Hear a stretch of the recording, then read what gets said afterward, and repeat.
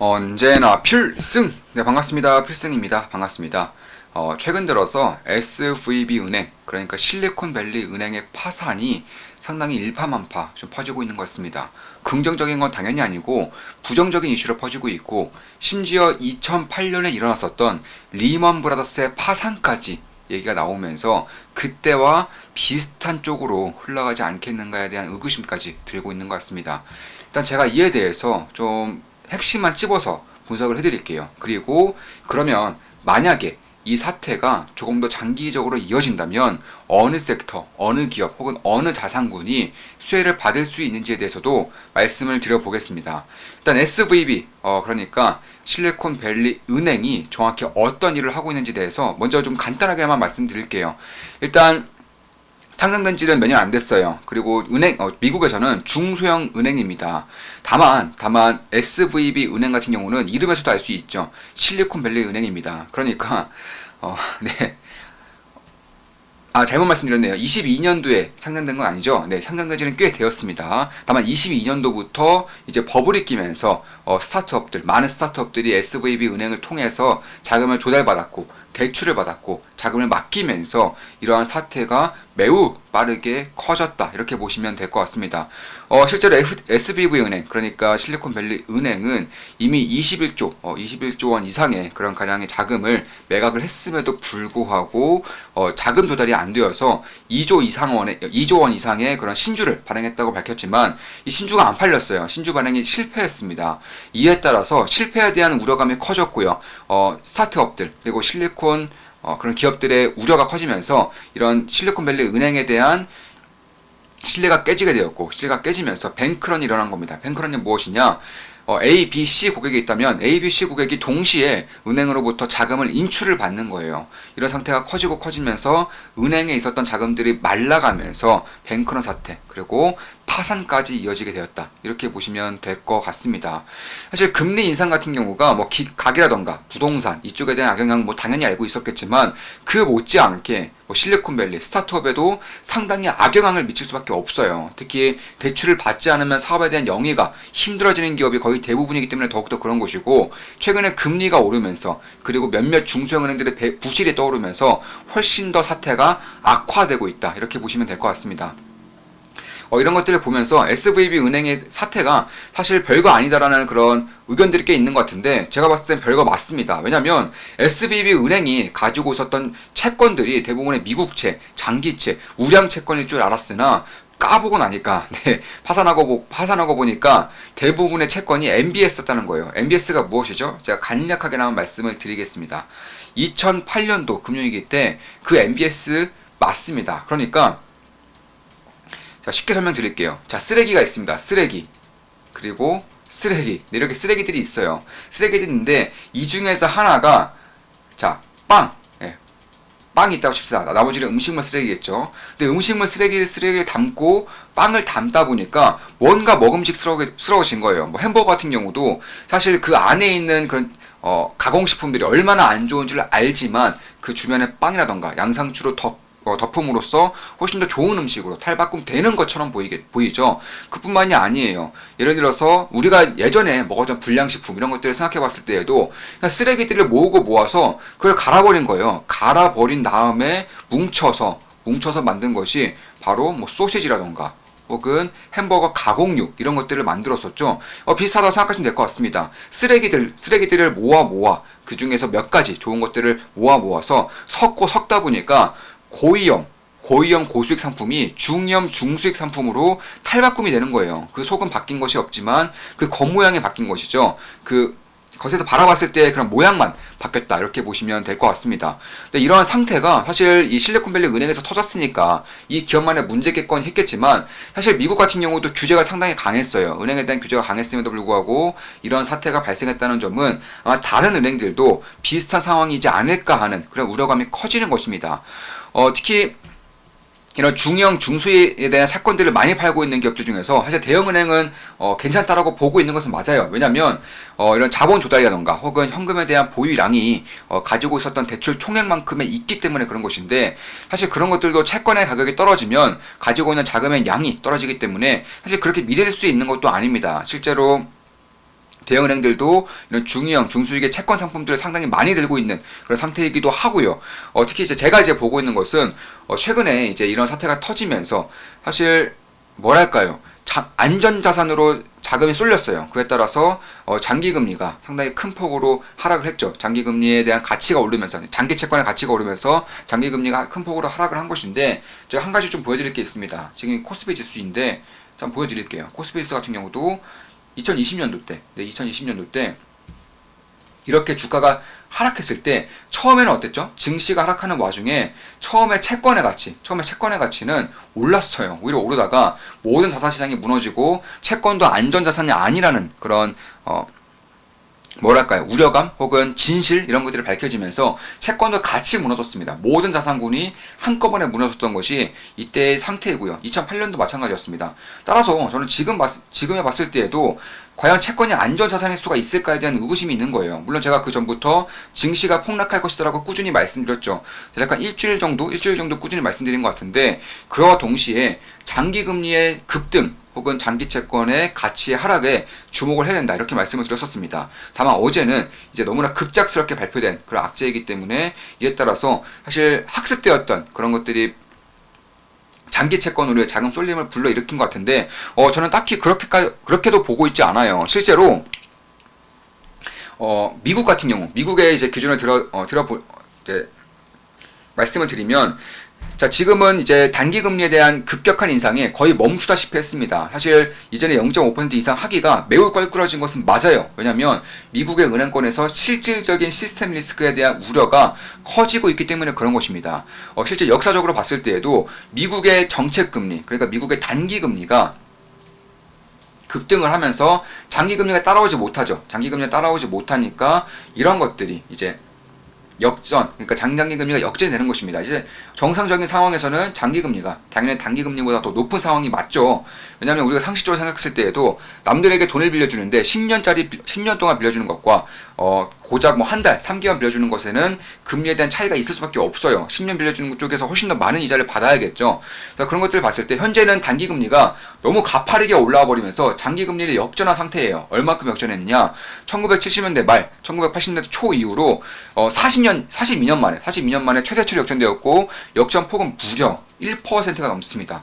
1%가 넘게 역전이 되고 있어요. 따라서 이런 상황이 반복되면서 사실 단기금리로 자금을 조달받아서 장기금리로 대출을 해줌으로써 이익을 먹는 스프레드 사업을 하고 있는 은행권에서는 상당히 악재로 작용할 수밖에 없는 것이고, 이런 것들이 실질적인 리스크로 지금 터지고 있죠. 이미 실리콘밸리 은행이라는 미국의 중소형 은행사, 대략 16위 정도 하는 은행의 파산이 있었고요.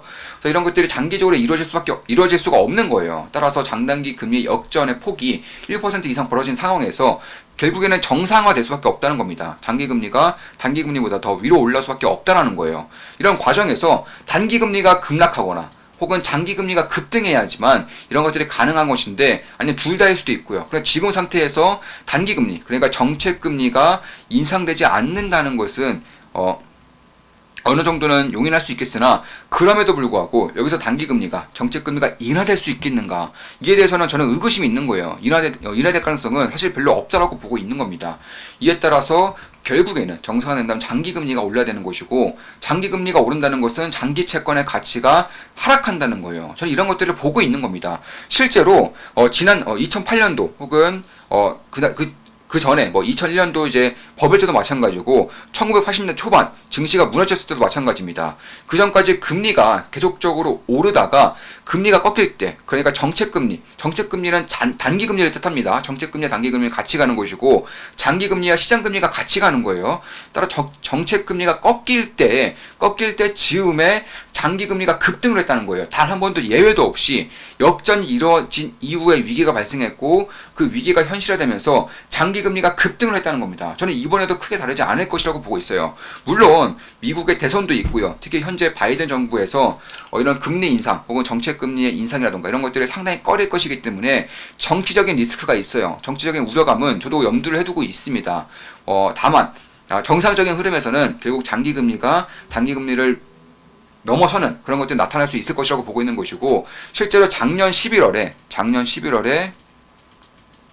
정책금리가 0.75% 인상되면서 마무리를 지었어요. 어떤 것을 마무리 지었느냐? 변동폭의 최대점이 마무리되었다는 겁니다. 그 전부터는 그 이후부터는 0.5%씩 혹은 0.25% 이런 식으로 금리 인상이 진행됐었기 때문에 0.75%가 마지막 변동폭이라고 보는 겁니다.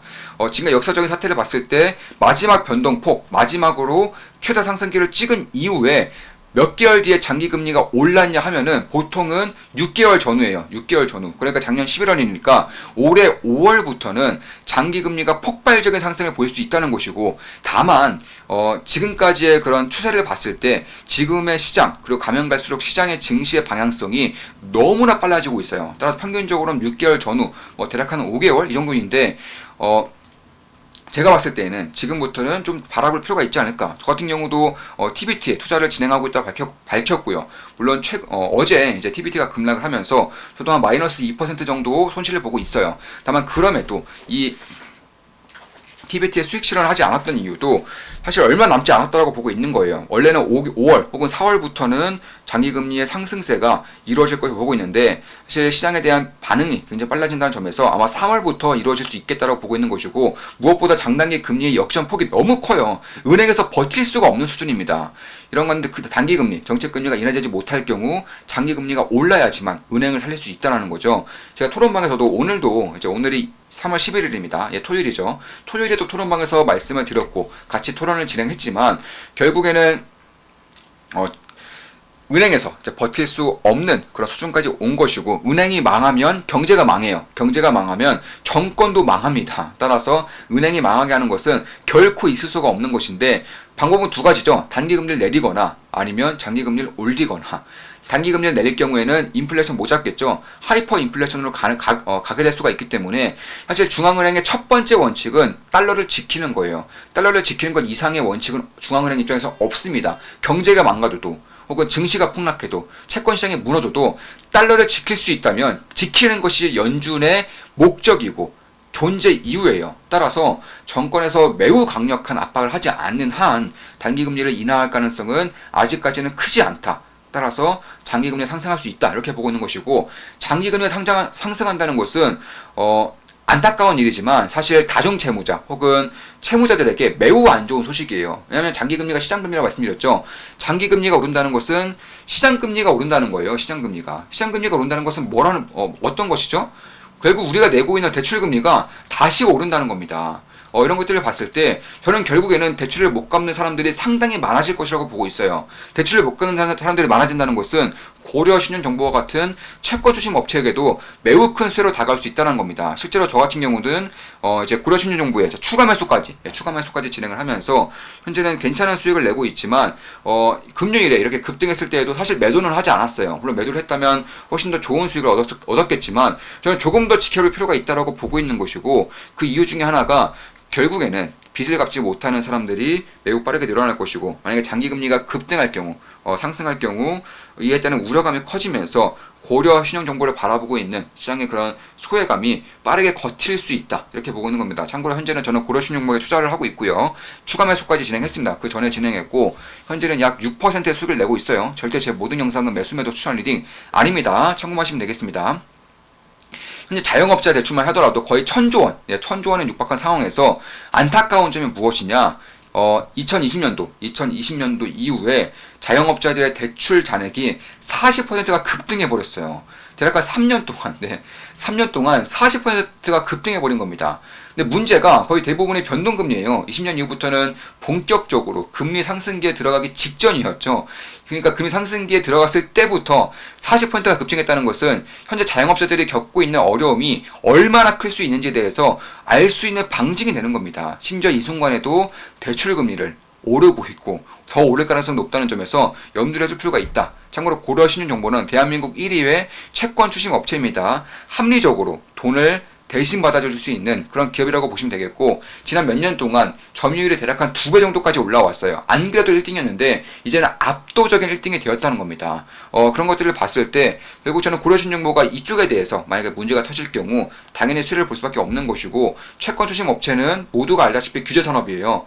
그러니까 허가가 필요한 산업이라는 겁니다. 따라서 그 존재 자체가 회사가 있을 수밖에 없는 것이고, 특히 대부분의 이제 채권 추심 업체는 뭐 KB라던가 혹은 BNK라던가 아니면 미래에셋이라던가 신한, 기업은행 이런 것처럼 사실 어떤 기업 안에 내포되는 경우가 많아요. 은행들도 돈을 뺏겼을 때, 돈을 뜯겼을 때 받아낼 수 있는 방법이 필요한데 그럼 받아낼 경우에 자신들의 자회사를 활용해서 받아내게 되기 때문에 자회사를 통해서 채권 추심 업체를 운영하고 있는 것인데 고려 신용정보는 특정 금융업체에 속하지 않기 때문에 사실 뭐 예를 들어서 뭐 기업은행의 경쟁사다, 뭐 기업은행의 경쟁사라던가 혹은 아니면 뭐 다른 이제 중소형 은행이라던가 혹은 제2금융주주라던가 이런 것들을 봤을 때에도 굳이 이런 경쟁사들이 신한은행 안에 있는 채권추심업체를 이용할 이유는 없겠죠.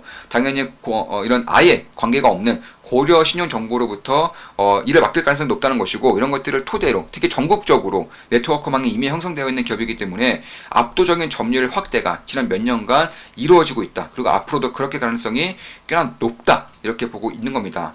제가 그 전에 이제 증시의 폭락을 예상하면서 그리고 금리 시장, 금리가 굉장히 오를 수 있다. 혹은 부채에 대한 우려를 말씀드리면서 말씀드렸던 것 중에 첫 번째가 장기 채권 숏이고요. 그 두 번째가 바로 보험주였죠. 뭐 DB손해보험. 이런 보험주들을 말씀드렸어요. 현대해상 최근에 굉장히 강하죠. 많이 올랐습니다. 그와 더불어서 저는 이번에는 고려 신용정보에 대해서 조금 더 하이리스크 하이리턴일 수 있어요. 왜냐하면 애초에 변동성이 클 수밖에 없는 그런 업종에 속해 있는 것이고 심지어 이런 시가총액이 이제 대한민국 1위 기업인데도 불구하고 시가총액이 1,000억대예요. 2,000억도 안 됩니다. 따라서 변동성이 클 수 있다는 점은 어느 정도 염두를 해두면서 나아갈 필요성이 있겠다 이렇게 보고 있는 것이고 참고로 현재 원금도 갚지 못하는 그러니까 이자뿐만 아니라 원금도 갚지 못하는 자금이 무려 20조 원에 육박합니다. 이거 엄청나게 위험한 그런 사태까지 이미 가고 있다는 것이고 저는 우리 좋은만 기쁨 더하기 그래 필승 사단 멤버분들께 꾸준히 말씀드렸어요. 대한민국의 가계부채는 이미 임계점을 넘어섰다고 말씀드렸고 언제 터지느냐 언제 문제가 되느냐의 문제일 뿐이다. 참고로 지금 당장 아니더라도 이번 사이클이 끝날 때쯤에는 아마 터질 가능성이 높고요. 그에 따라서 대한민국의 경제는 아주 장기가 힘들어질 수 있다. 다만 이에 따른 최대수의 기업은 고려 신용정보가 될 것이다. 이게 꾸준하게 말씀을 드려왔기 때문에 아마 이러한 시기가 저는 이제 시기적절하게 비중을 실어서 고려 신용정보에 투자를 했고요. 현재도 가지고 있으면서 6% 정도의 수익을 내고 있다. 이렇게 말씀드릴 수 있겠습니다. 특히 최근에 이제 2030 같은 경우도 다중채무자가 대략 한 40% 가까이 급증을 했기 때문에 자영업자도 40% 가까이 이제 대출 잔액이 급증했고요. 2030 다중채무도 40% 가까이 급증했기 때문에 가장 빚을 갚기 어려운 가장 사회적 약자 쪽에 속해 있는 그룹에서 40%의 대출 잔액이 증가했다는 것은 몇 년 만에 증가했다는 것은 위기가 아닐래야 아닐 수가 없다. 특히 지금 같은 금리가 갑작스럽게 튀어오를 수 있는 그런 상황에서는 더욱더 위기로 나타날 수가 있겠다. 개인적으로는 그렇게 보고 있습니다. 제가 기분 좋은 댓글 하나 있어서 이것만 좀 말씀드리면서 방송 마무리 짓겠습니다. 지금 보시면 안녕하세요 필승님, 일반 회원으로 있는 동안 회원 업그레이드 할 금액 이상 수익을 얻어 오늘 업그레이드 신청했습니다. 감사합니다. 앞으로도 열심히 배우고 따라가서 필승 사단까지 올라가 보겠습니다. 필승. 굉장히 기분 좋은 댓글이에요. 사실 제가 댓글은 최근에 좀 올려드리지 않고 있어요. 사실 이에 대해서 좀 시간 아깝게 생각하시는 분도 계실 것 같고 그래서 제가 개인적으로 따로 이제 좀 감사 인사를 드리고 싶은데 그런 것들은 이제 하지 못하고 있습니다. 다만 이건 너무 기분이 좋아서 말씀을 드리는 거고 나이스 잘하고 계십니다. 토론도 열심히 참여하시면서 많은 것들을 터득해 가시기 바라겠습니다. 환영합니다. 부럽네요. 축하드립니다. 저도 다음 달엔 업그레이드 했으면 좋겠습니다. 글이 되실 겁니다. 과다보경님 잘 오셨습니다. 수익은 덤입니다. 여기서 배우실 내용은 평생 우리를 부유하고 현명하게 해줄 자산입니다. 같이 열심히 배워나갑시다. 힘이 되는 말씀 항상 감사합니다. 이렇게 말씀드렸고 실제로 4월에 제가 처음으로 오프라인 모임을 진행하게 되었어요. 필승 사단 멤버분들을 필두로 한 제가 도제식으로 투자에 관한 모든 것들을 다 알려드릴 거고 지금 1강을 강의안을 짜고 있는데 네, 정말 바쁜 나날을 보내고 있습니다.